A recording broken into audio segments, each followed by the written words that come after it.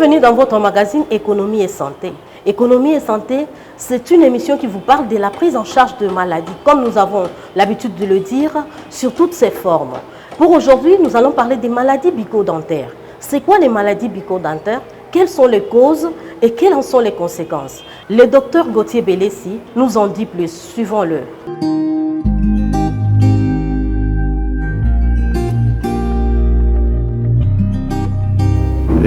Les maladies bucco-dentaires sont des maladies qui affectent la bouche et ses organes.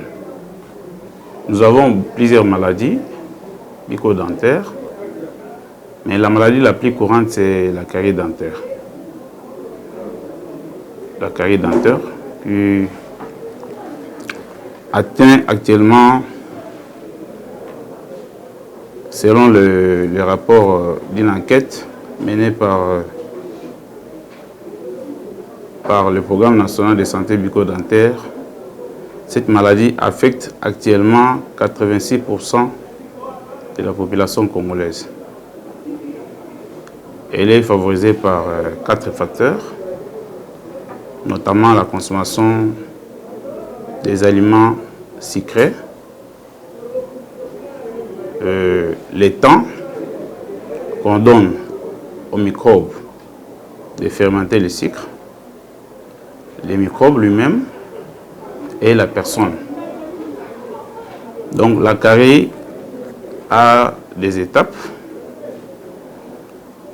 Au début, la dent se trouve. Quand la dent est trouée, donc on parle d'une cavitation. Généralement, les malades ne viennent pas. Comme la douleur n'existe pas à cette étape-là. C'est ce qu'on appelle la carie de l'émail. Généralement, les malades ne viennent pas. Quand si la carie n'est pas arrêtée, elle va continuer à progresser jusqu'à atteindre la deuxième couche de la dent qu'on appelle la dentine. À ce niveau-là, les malades vous diront que j'ai des douleurs quand je mange. Quand je ne mange pas, je n'ai pas de douleur. Et si elle n'est pas toujours prise en charge, elle va progresser jusqu'à atteindre la troisième couche de la dent, la couche la plus sensible, composée de nerfs et de vaisseaux sanguins qu'on appelle la pulpe. À ce niveau-là, la douleur devient atroce. C'est à partir de ces stades-là que généralement la plupart des malades viennent nous consulter. Et parfois, il y a des gens qui ne viennent pas, qui peut-être se contentent de mettre des produits indigènes et la douleur peut s'arrêter. Et la maladie ne s'arrête pas. Cette fois-là, la maladie va progresser jusqu'à atteindre l'os et les muscles. Ce qui va provoquer des complications comme les abcès, les ostéites. La prise en charge dépend de l'étape de l'évolution de la maladie. Donc, en général, nous conseillons aux malades de venir en consultation pour que nous puissions voir de quoi il s'agit, quel traitement adapté il faut administrer. En termes de consultation, nous conseillons aux malades de venir au moins 2 fois l'an, donc 1 fois tous les 6 mois, pour des consultations généralement de routine. Mais au Congo, les malades ne viennent pas, sont vraiment, donc je peux dire que les malades sont un peu négligents. Ils ne veulent pas venir à la consultation des routines, mais ils ne viennent que quand il y a la douleur. Donc cette fois-là, ils viennent consulter pour des soins appropriés. Bon, ici chez nous, la consultation c'est autour de 20 000 francs congolais.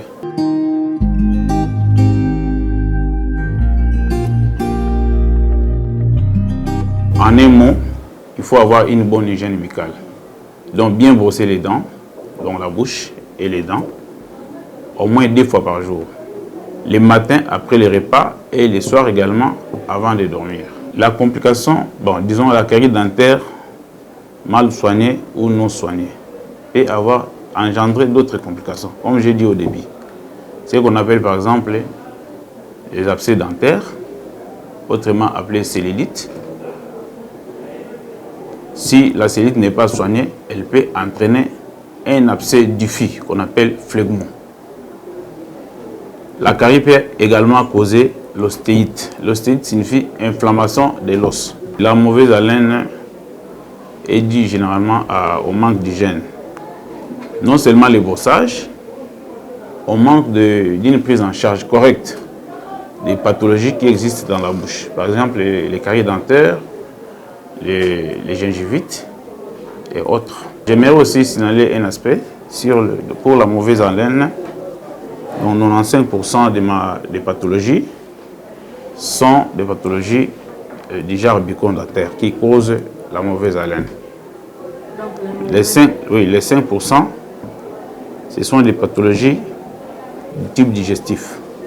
Des gens qui souffrent de la gastrite, par exemple, des gens qui ont souffert du cancer du tube, tout ça. La tuberculose cause aussi la mauvaise haleine. Nous voyons d'abord les malades, on les consulte. Nous voyons si les malades ont des pathologies dans la bouche, nous les prenons en charge. Si ce n'est pas ça, alors on transfère les malades en médecine interne. Vous pouvez être vieux ici, vous êtes propre, vous n'aurez pas la mauvaise haleine. Actuellement, selon une enquête menée dans 4 provinces, un échantillon des 4 provinces, des populations des 4 provinces de la RD Congo, menée par le programme national de santé bucco-dentaire. Nous avons au moins 86% des Congolais qui souffrent des maladies bucco-dentaires.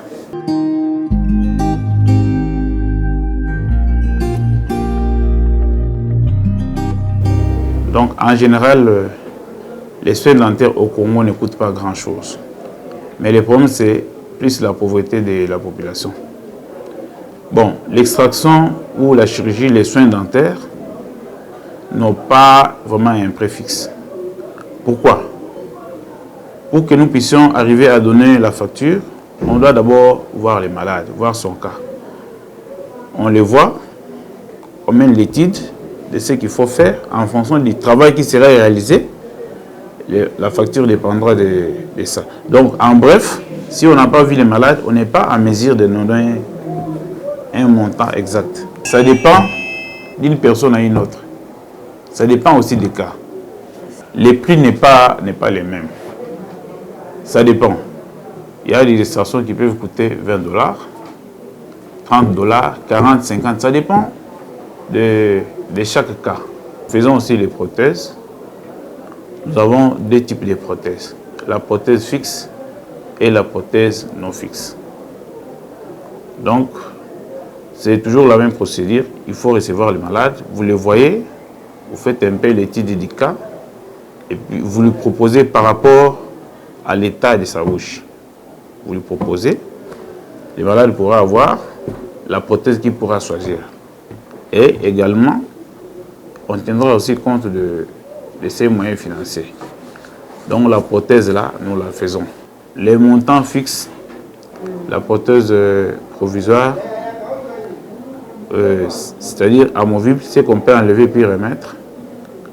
Chez nous ici, une dent c'est à 50 $. À 50 $. Pour la prothèse fixe, là maintenant ça dépend du cas. Quelle matière utiliser? Quelle prothèse fixe indiquée? Donc les prix varient en fonction de ce que vous allez faire. Mais on remarque qu'au Congo ici, comme les gens n'ont pas vraiment les moyens, la prothèse la plus indiquée c'est la prothèse provisoire qu'on appelle PAP. Donc la prothèse amovible qu'on peut enlever et puis remettre à tout moment. Qui avoisine 50 $ par dent. Bon, la prothèse amovible ou provisoire qui est bien confectionnée peut faire 7 ans. 7 ans. À condition que le malade aussi soit à mesure de bien protéger sa prothèse. Protéger, bon, il y a des conseils que nous donnons. Par exemple, ne pas couper les os avec la prothèse. Par exemple, c'est un traitement plus esthétique. C'est un traitement esthétique. Pour l'hygiène de la bouche, nous avons les pâtes dentifrice, nous avons les bains de bouche.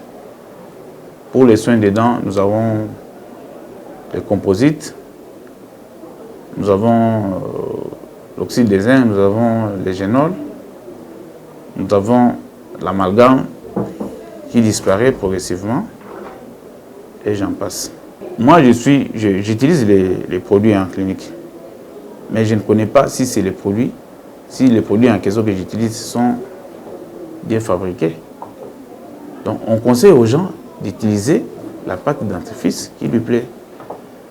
Parce que si je peux donner un nom, par exemple, et que le produit là n'est pas bien fabriqué, connaissez connaissez les pommes de notre pays ici et de l'Afrique en général.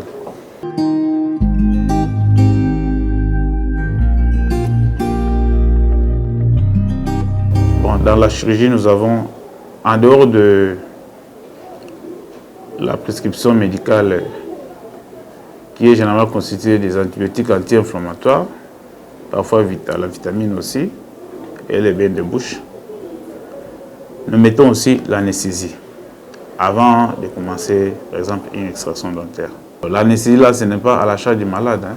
C'est nous-mêmes qui achetons. Tout est inclus dans la facture. Il n'y a pas beaucoup d'hôpitaux, il y a quelques hôpitaux.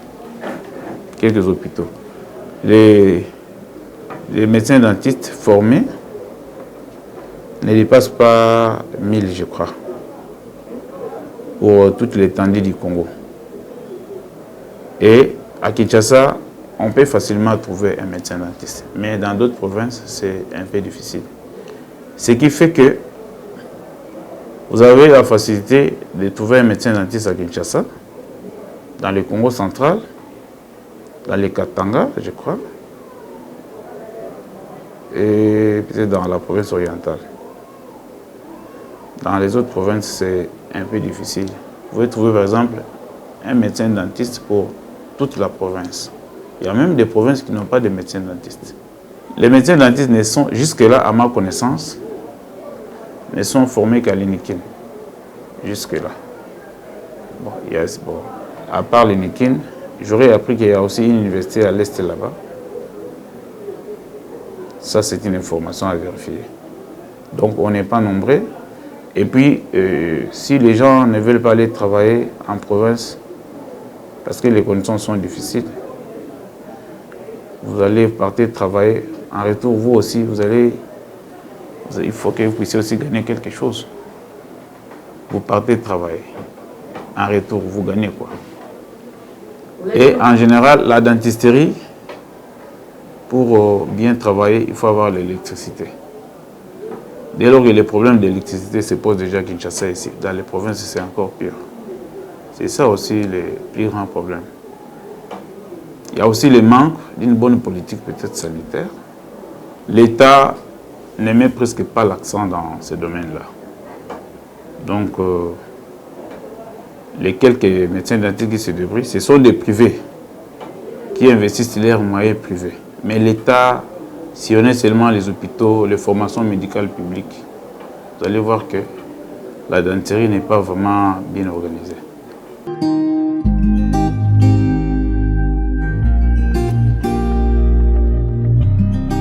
La première difficulté, c'est la difficulté liée à l'aspect technique. Les matériels dentaires coûtent cher. Ça, c'est la première difficulté. La deuxième difficulté, l'aspect financier des malades qui sont censés venir en consultation, qui parfois ne viennent pas, faute de moyens. Les malades ne viennent pas parce que, par exemple, chez nous, là, la consultation, c'est à 20 000 francs. Vous connaissez le niveau de notre population. 20 000 francs, c'est pour un Congolais, un commun des mortels. Il trouve que c'est beaucoup. C'est pourquoi il recourt aux médicaments indigènes. Nous voulons assez que l'État puisse équiper les services de dentisterie des hôpitaux publics. C'est ce que nous pouvons demander. Si on peut parler de la dentisterie au Congo, c'est grâce aux hôpitaux privés. Je crois que les hôpitaux privés font déjà quelque chose. Bien que parfois ils sont aussi limités par les moyens, mais ils font quelque chose par rapport aux structures publiques de l'État. Tous les jours, nous faisons toujours plus, dans la mesure où nous faisons notre travail en âme et conscience, bien que nous sommes parfois limités par les contraintes, mais notre travail, nous le faisons en bonne et due forme. C'est possible, je ne connais pas les chiffres, c'est possible. mais les cabinets les plus équipés sont un peu rares. À l'État congolais, je crois que j'ai déjà parlé, nous sollicitons à ce que l'État puisse équiper les hôpitaux publics. À la population, nous leur demandons de venir en consultation, de venir voir les gens qui ont étudié pour résoudre les problèmes de la bouche. Les soins à la maison, c'est ce que les gens font presque tous les jours. Bien brosser les dents, au moins 2 fois par jour. Le minimum, c'est 2 fois. Les matins après les repas et les soirs avant de dormir. Mais s'il y a des problèmes, nous leur conseillons de voir le médecin dentiste. Eh bien, chers téléspectateurs, nous voici à la fin de votre magazine Économie et Santé. Je rappelle ici que nous avons parlé des maladies bucco-dentaires avec le docteur Gauthier Bélessi. Vous avez suivi de quoi s'agissait. Au revoir et à la prochaine.